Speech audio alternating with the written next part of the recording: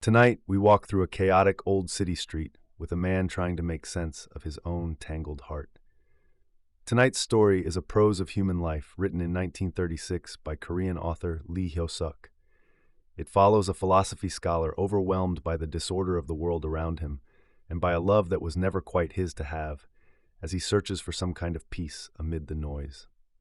Let the day's chaos settle. Close your eyes and let this quiet, thoughtful story carry you towards sleep. Why is the street so chaotic? In nearly 30 years of walking these streets, they had never seemed this cluttered to his eyes.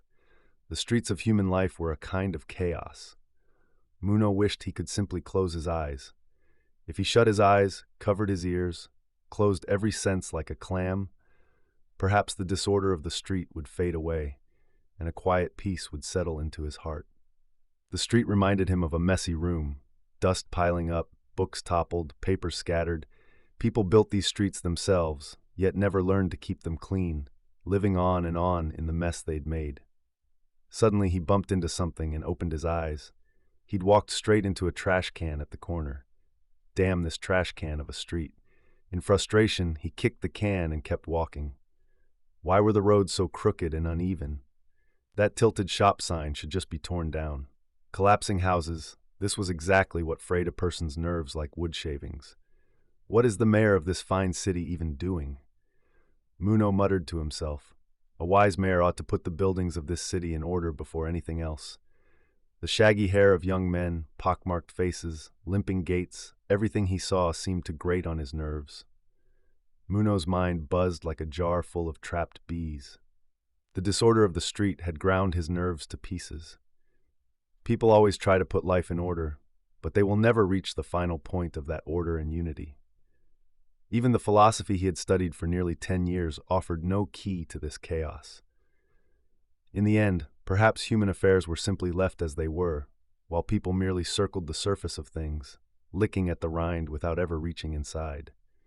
And lately, there was another matter tangling his thoughts even further. What will become of Mia and me? Mia and Muno's relationship was not an honest one. Mia already had a husband, and the two of them carried on their meetings in his shadow. This tangled thread of the heart could not easily be undone. Nearly exhausted, Muno quickened his steps toward the place where he'd arranged to meet me. The two of them often met at that quiet little tea room on the street. Walking through a chaotic street to meet a chaotic love, Muno suddenly felt he was glimpsing something like fate itself. Once seated in the tea room, Mia asked in a low voice, "How many minutes do you think a person can bear having their throat held?"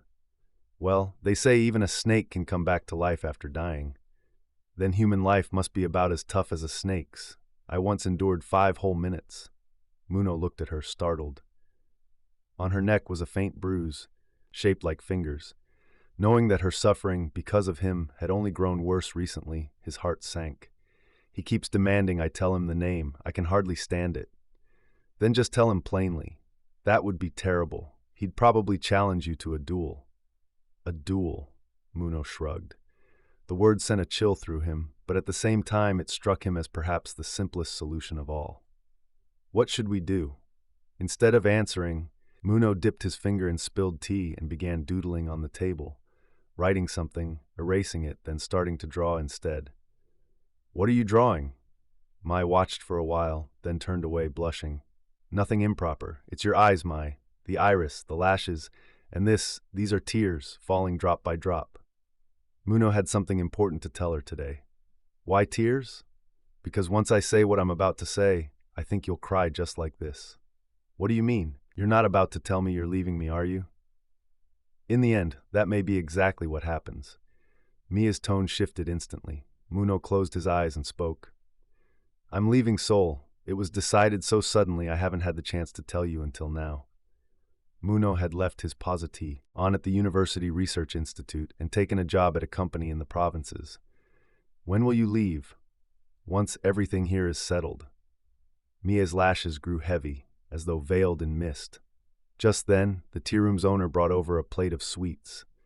Muno noticed for the first time that her left hand was missing a finger, something he had never realized despite being a regular customer for so long. "You both look a little gloomy." Let me put on a record for you." She walked kindly to the phonograph. A French song began to play, about a woman with two lovers, though it had little to do with what Mie was feeling in that moment. Even as the song played out, Muno's mind kept circling back to that missing finger. On his way home, Muno stopped by his friend's clinic. Lately, he'd been dealing with a private problem, a rash that had spread across his skin. It had started with some small insect bite, but the ointment he'd bought carelessly at the pharmacy had only made things worse, and now red spots covered much of his body. "I could just take a sharp scalpel and peel this skin right off. That'd feel better." "Why must you always think in such extremes? You've clearly got a bad case of nerves these days." His doctor friend spoke with concern. "Set philosophy aside for a while. This new job of yours might actually be a blessing. Living for a while in a world where 2 plus 2 always equals 4, that kind of clarity might do you some good." "Are you mocking me? I'm quite serious. Give it time, and things tend to sort themselves out." His friend administered an injection of disinfectant and said, "Depending on your constitution, you might get a fever or chills. Best to go home and rest early tonight." Muno did as he was told and went straight to bed. Some time later, he woke up shivering uncontrollably. His back felt ice cold, his teeth chattered, and his whole body shook like a leaf. No matter how he tried to steady himself, he couldn't find his center, like a shipwrecked vessel tossed by the waves. "What's wrong?" Startled by the voice, he realized Mie was sitting beside him. Having heard he wasn't well, she had come to see him despite the late hour. "I'm so weak, I can't seem to gather any strength." Mie's hand found his, firm and reassuring. "Press down on me a little. I think it might help." Mie leaned over and pressed gently against him. Bracing himself against her, Muno gradually felt steadier. "What on earth happened? I got an injection, and this is what came of it." Muno suddenly remembered what his friend had said at the clinic. Something about waiting for a lover, whether she showed up or not. It seemed strangely fitting now that Mie had appeared, just as his friend had half-joked. Having kept his skin condition hidden from Mie and avoided seeing her closely for some time, Muno now felt there was no more reason to hide it. He told her everything. Mie listened, then smiled gently. "So that's why you've been so distant and cold lately. There are some things in this world that people must keep hidden from each other. Even from me? Did you think I'd recoil the moment I saw your skin?" Mie leaned her face against him. In her warmth, Muno slowly felt his heart ease. As his departure approached, Muno busied himself packing. Old furniture was sold off, old documents torn up. In this decisive act of clearing away the unnecessary, he found an odd sense of satisfaction. But greater matters loomed beyond the packing. Farewells, departure, a new post, and finding a place to live. Parting with Mie was especially hard. Though they spent several hours together at the tea room the night before he left, Mie wept as though it were a final goodbye. Shaken by the train ride and arriving at his destination, Muno still felt unsettled. The unfamiliar city struck him as busy and disordered, and a quiet loneliness crept over him. In this new city, Muno found the same disarray he'd known before: crooked roads, crumbling houses, tilted signs, and somewhere in this chaos he had to find a place to live. He wandered for days with real estate brokers, but no suitable house appeared. Meanwhile, his skin slowly began to heal. Each morning, flakes of dead skin would be scattered across his bedding.